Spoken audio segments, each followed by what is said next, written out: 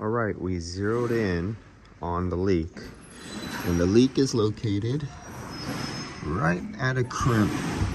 Let's see if I can see it. Where are we at? Somewhere down there. Oh, my leak bubble stuff stopped. No longer there. Right at the crimp.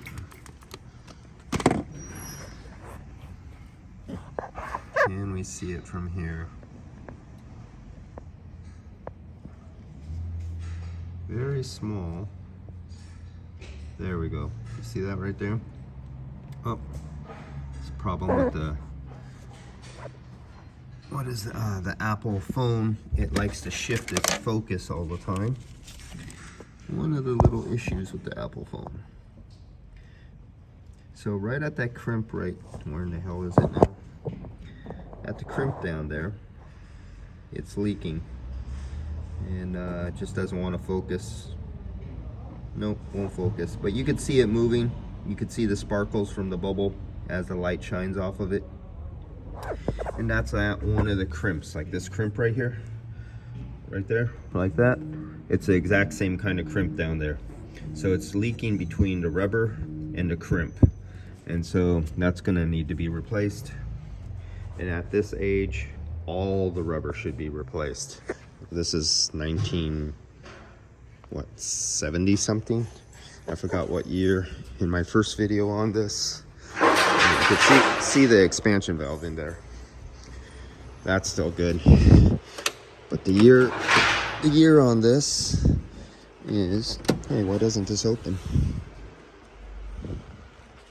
Okay, well, I can't open the door right now. And but it's an early year, whatever it is. And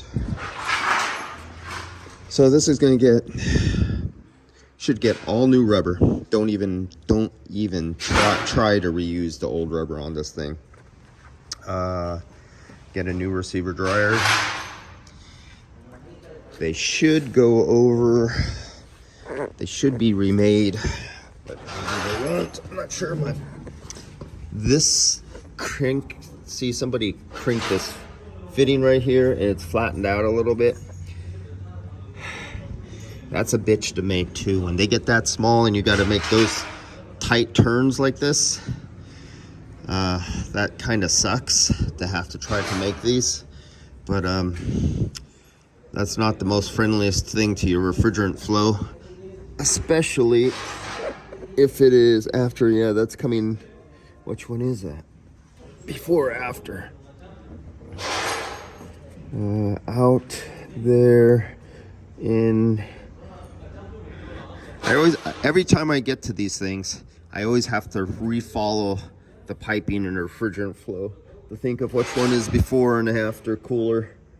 But yeah, having a crimped little squeeze down like this in your high pressure, high velocity flow is not a good thing. I mean, it'll still make it around there, but it is a restriction. I'm going to show you another restriction in another job on another car coming up here right after this at the same shop on a BMW. That a air conditioning and radiator specialty shop did. And I was really surprised that they did this, but it wasn't good, but they did it. I'll show you on the next video. All right, guys, I'll catch you later. But that's it. That's the leak. All the rubber must go. Receiver dryer must go. And right now I'm just going to test it with some refrigerant. So I'm going to purge out the nitrogen.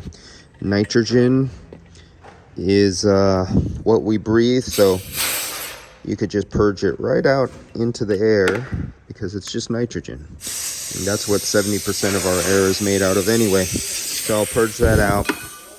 Just do a quick vacuum, like, 27, real quick. It only takes me like 30 seconds. I don't care about mixing air and sucking air in. The system getting that much air in there under a vacuum mixed with my refrigerant that I'm going to recover out, because the refrigerant gets recycled, and whatever air I contaminate the refrigerant is really easy to remove when you go through the recycling process. But I just want to see the compressor working. I want to see that there's refrigerant flow. I want to see that the expansion valve is working properly. What controls? My controls are separate. So all my controls, I want to see that the thermostat is working properly and that the fan is working properly for the blower motor. And then I'll recover my refrigerant back out of the system. And then they could take this all apart and change all the rubber lines and change the receiver dryer. And at this age, and since this one is easier and the dash is already taken apart, you should change the expansion valves. The expansion valves do have moving parts in them. They have a pintle that moves back and forth on a slide. They have a spring that's under spring compression. They have a diaphragm that seals off refrigerant in a tube that are two separate sides. The diaphragm has a limited lifetime.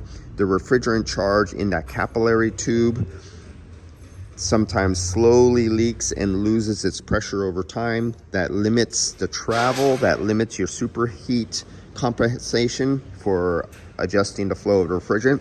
They do have a limited life. They might not be bad, but they start going out of calibration. And since it's already taken apart and so much money is going to be dumped into this to do it, might as well go that extra mile and do that expansion valve that is sitting right there. All right, guys, I'll see ya.